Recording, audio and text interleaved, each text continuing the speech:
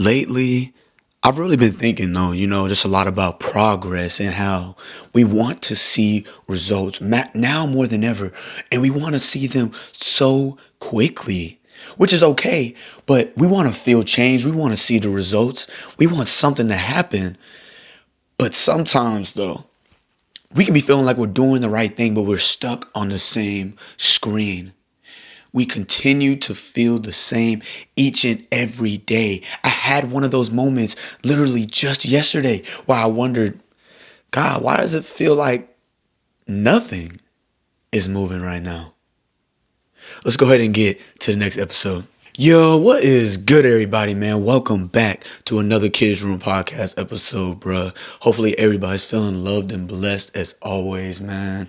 As I was thinking yesterday that nothing probably could be changing in my life, I start to look around. Sometimes we are so focused in our minds, we do not see what's in front of us. Have you ever zoned out? You're just in your mind. You're not really paying attention. Your eyes work, but your mind is in a different place. And that's okay. Yes.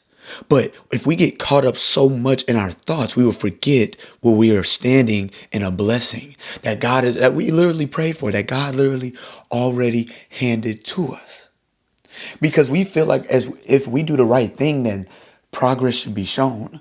But a lot of times, and even when we get into the lesson today, things just happen behind the scenes.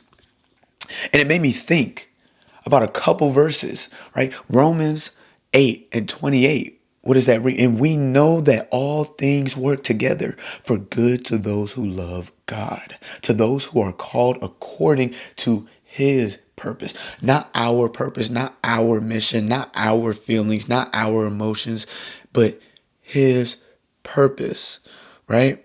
And in Isaiah chapter 64 verses 4, it says, some ancient times no one has heard, no ear has perceived, no eye has seen any God besides you, who acts on behalf of those who wait for him.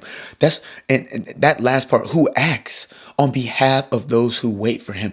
No one has seen, heard, no eye, like these things are no one, nobody knows God, right? Especially no one knows God as Christ knew God, as Christ knows God, because Christ is who? God.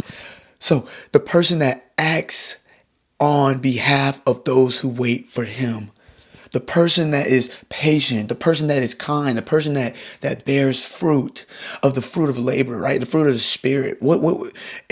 I can only think of so many things when it comes to this, because we feel it every day. We go through it every day. You become tired of the monotony, the same thing over and over and over. Same job, same relationships, same emotions, same thought process, same car, same, you know what I'm saying? Everything is the same. But if everything is the same, can we not count that also as a blessing? Can we not count not losing a person each and every day as a blessing? Can we not count not being in a hospital every day as a blessing? Can we not count, you know what I'm saying? There's so many other ways to think about same. It doesn't mean that God isn't moving. It just means that he's not showing you the work that is being done.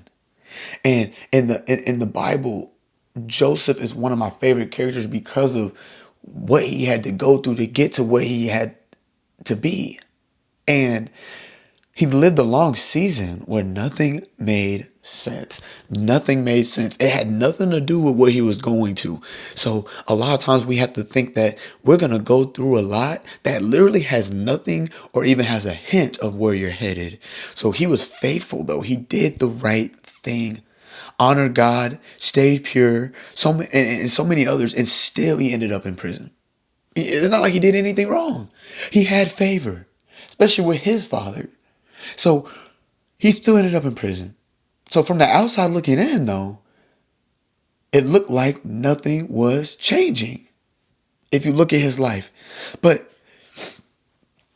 behind the scenes, though, God was changing, aligning Pharaoh's dream with Joseph's life.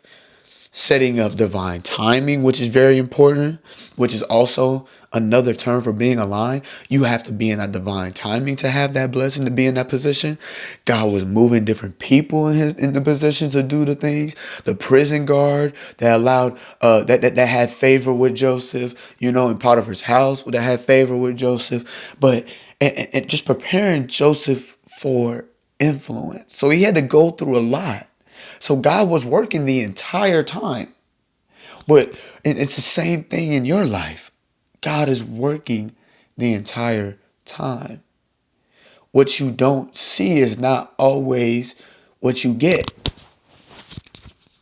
A lot of times you are pushing against the wind whenever God is telling you to go with the wind. You feel like it's carrying you away from your goals and your dreams, but that's your goals and dreams. God has desires for you, for you, in order for you to know that this is for you, though. So trust that he knows what you need and what you want in life. I just realized, though, a lot of us are in that exact space. The same thing as Joseph, except we stay in the prison. We don't even go to Potiphar's house. We don't get to be Pharaoh or right next to Pharaoh. During a famine, we stop ourselves from getting progress, from moving forward, right? You pray though, right? You're being consistent, you're being disciplined, and you're doing the right things, and still things are just, they feel silent. They feel silent doesn't mean what? They are silent, because God is doing his best work in silence. Whenever you don't have an opinion, whenever you don't have a place to walk, whenever you don't have a place to put your hand in it, because you're not supposed to be a part of that part of the plan. Just because it's your plan doesn't mean it's everything has to do with you. That's a selfish mindset, right? He's not ignoring you. He's not delaying you. He's just setting you up, putting you in the right position, putting you in the right place at the right moment at the right time. So he has to hold you back, because if he told you that this blessing was going to happen at this Starbucks, you're going to run to that Starbucks. You're going to live right next to that Starbucks. You're going to move into that Starbucks. But behind the scenes, God just wants you to walk into the Starbucks, meet the person, and get the opportunity, right? He wants you to walk into this gym, meet the person, get married. Or walk into your job that you thought you didn't want to have, meet the person, get married, then you lose that job. Or then you quit that job and find a better job, or whatever. I'm just saying, there's so many things that has to happen before you happen in order for things to happen. Wow. So a lot of things have to happen for you to happen, for things to happen. So sometimes progress is underground before it becomes visible. If you feel stuck, just don't give up though. A lot of times you can see the same movie over and over, but it doesn't lose the sense of it being a good movie.